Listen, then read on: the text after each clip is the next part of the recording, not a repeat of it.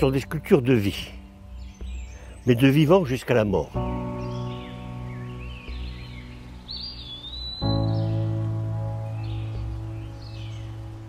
L'élément marin va permettre une approche de tendresse encore plus que l'élément aérien, si je puis dire. Ça va changer tout, ça va faire apparaître mes sculptures comme plus accessibles, comme plus faciles, comme plus poétiques, plus tendres. Voilà, plus tendres. Le mot est prononcé.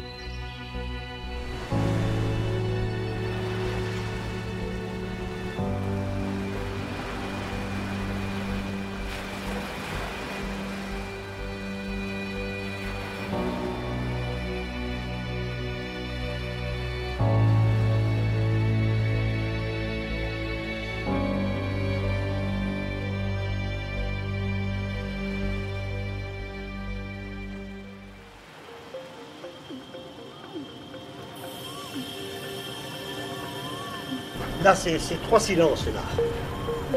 Ces trois silences, c'est lui qui les a mis en 2005. Elles sont là depuis 2005, elles n'ont pas bougé. Comment est venue cette idée de musée sous-marin? C'est un ami qui s'appelle Olivier Pourriol. Amoureux des sculptures de Marc Petit, il est philosophe, romancier, cinéphile et plongeur sous-marin. Il me dit comme ça, oui, c'est bien Marc Petit, ici, au Lazaret. Mais sous l'eau, ce serait pas mal. Bon. Vous vous rendez compte un petit peu quand vous allez plonger là-dedans, vous avez 6 mètres, 4 mètres, 5 mètres, 6 mètres de... Là, on le visite, on n'a qu'un seul plan.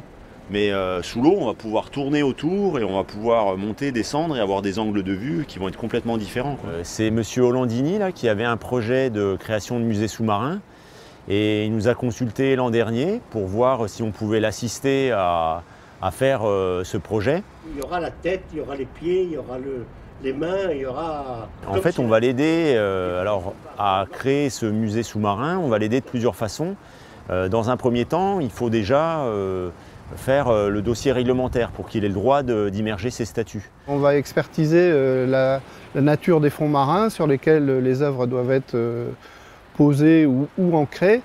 Et à partir de ce diagnostic, on fera des préconisations. On va aller voir le Lazaret, tu vois, par rapport aux contraintes. Déjà, on va pouvoir les regarder avec l'image satellite. Ouais, ça plonge. D'ailleurs, là, un bateau. Là, tu vois. On va constituer un dossier. On va prendre des mesures aussi. Et dans ce dossier, qui va être donné à la DDTM, qu'on appelle aussi la police de l'eau, ça va leur permettre de nous donner un avis, on l'espère, favorable pour l'implantation.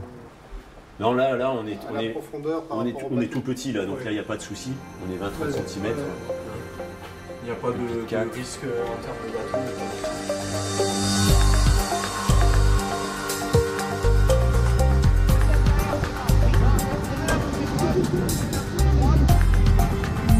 Elles vont être en béton.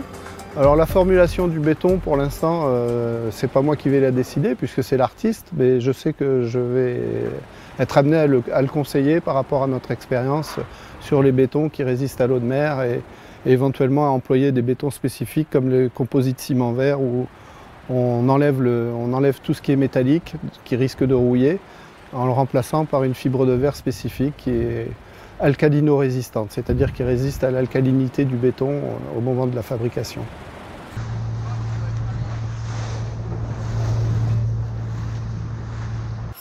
Il n'y a aucun impact écologique puisque c'est quelque chose sur lequel les services de l'État sont très pointilleux et on a donc l'expérience de ce type de produits et on sait qu'ils sont parfaitement biocompatibles. Au contraire, les animaux aiment bien se fixer dessus et les plantes aussi. Donc on peut dire qu'il y a une certaine innocuité de ce produit par rapport au milieu marin.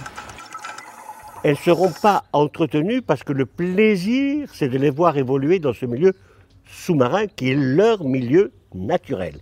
Elles seront là, et c'est l'idée fondamentale, elles seront là comme des rochers de sculpture. Parmi des rochers de nature, il y aura des rochers de sculpture. Mais la faune et la flore, figurez-vous, ne vont pas faire la différence entre ce qui est naturel et ce qui est culturel.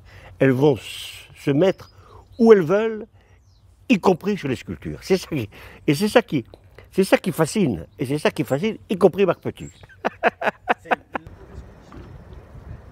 Concrètement, sous l'eau, on va faire des mesures, on va regarder la nature des fonds, si c'est du sable, si c'est de la roche. Si c'est de la roche, on va regarder un peu sa tenue, si c'est de la roche friable ou de la roche dure, parce qu'en fait on a besoin de savoir ça, on va travailler avec un architecte sous-marin qui va nous dire si on peut, quel type d'ancrage on va pouvoir mettre, si c'est des scellements, si c'est des fixations, si c'est des corps morts.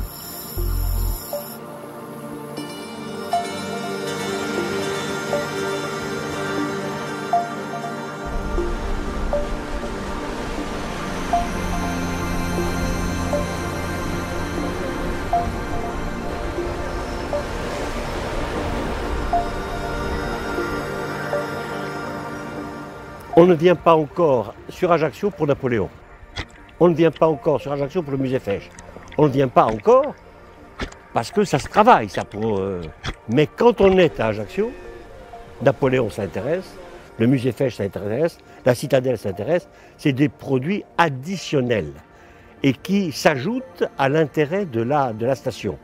Et de dire que dans cette station touristique d'Ajaccio, du golfe d'Ajaccio, hein, pas du golfe d'Ajaccio, il y aura un lazaret, un musée terrestre et un musée sous-marin, c'est quelque chose qui va sonner fort.